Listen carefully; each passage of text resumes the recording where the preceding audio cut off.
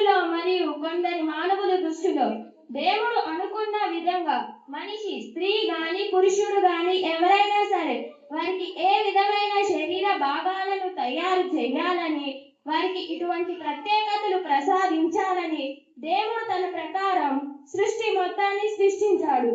మరి తర్వాత మానవులకు దుస్తులు తయారు చేసుకునే విద్య, శరీరం అంతా కనిపించకుండా ఉండేటటువంటి దుస్తులు ధరించమని మానవులకు ప్రవక్తల ద్వారా మరియు ఆయన ఎన్నుకున్న వారి ద్వారా నేర్పాడు.